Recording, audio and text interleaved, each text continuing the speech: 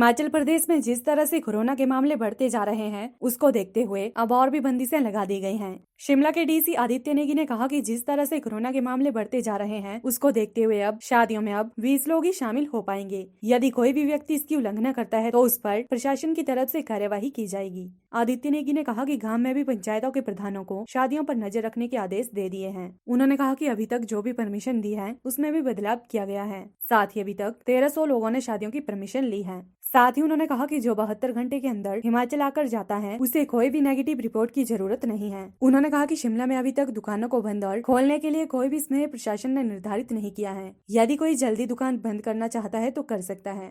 Daily जो है अब अराउंड अबाउट 200 के आसपास केसेस आ रहे हैं। थोड़ा सा जो है केसेस में बढ़ोतरी देखी गई है और इसकी वजह से जो है हम जो हमारी सारी जो भी व्यवस्थाएं हैं उसको दोबारा से हम उसका अध्ययन कर रहे हैं और उसमें जहाँ जहाँ पे भी हमें कोई इम्प्रूवमेंट करने की या कोई चेंजेस करने की ज़रूरत महसूस हो रही है तो वहाँ पे हम कर रहे हैं। उसी की कड़ी में जो है मैं आपको बताना चाहूँगा कि कल हमने एक आदेश जारी किया है। उसमें हमने ये कहा है कि जो भी शादी या मुंडन वगैरह जो होंगे उसमें मैक्सिमम जो है 20 लोग ही अलाउड होंगे।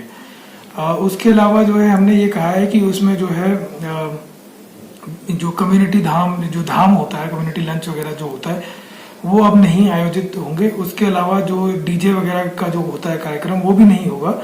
और इसके अलावा जो जैसे आपको पता है कि कई बार ऐसा नोटिस में आया था कि कई बार ऐसा था कि शादी लोग 3 दिन में स्टैगर कर रहे होते हैं कि आज कुछ लोगों को बुला लिया, कल कुछ लोगों को बुला लिया। तो अब जो है लोगों को शादी एक ही दिन में करनी पड़ेगी और उसके अलावा जो है उसके आवर्स भी जो है वो फिक्स कर देंगे। और इसी के साथ जो भी हमने परमिशन दी थी एसडीएम ने वो सारी परमिशन जो है वो मॉडिफाई हो जाएंगी एज पर जो हमारी लेटेस्ट गाइडलाइंस है। जी एक्चुअली ये ऐसा है कि लोकल एसडीएम अपने हिसाब से देखेंगे, पर हमने उन्हें ये इंस्ट्रक्ट किया है कि 4-5 घंटे के अंदर ही जो है वो शादी निपट जानी चाहिए। ये इसमें जो है अभी तक 1300 कुछ शादियों की परमिशन ली गई है हमारे से।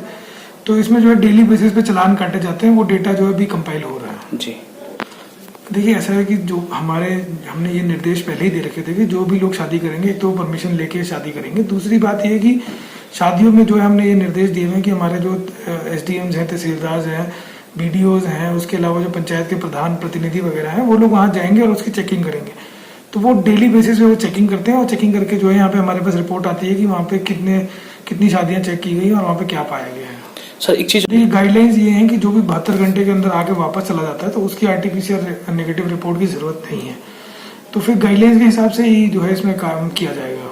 ऐसा है ना कि दुकानों की टाइमिंग जो है हमने तो फिक्स किए नहीं है कि आप इतने बजे से इतने बजे तक ही बैठिए।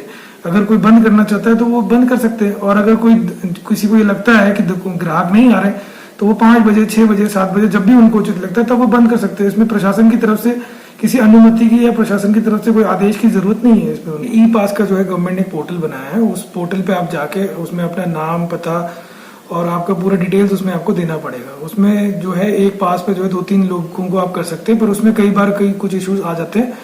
तो पर ये जो है बहुत ही सरल प्रक्रिया है। उसमें मैंने खुद भी कई बार जो है लोगों की भी कई बार ऐसा होता है कि लोग आते हैं हमारे पास, वो बोलते हैं कि ये नहीं हो रहा, तो वो बहुत ही सिंपल है। उसमें बहुत ज्यादा कुछ जो है ज्यादा फॉर्मेलिटीज करने की जरूरत नहीं पड़ती है।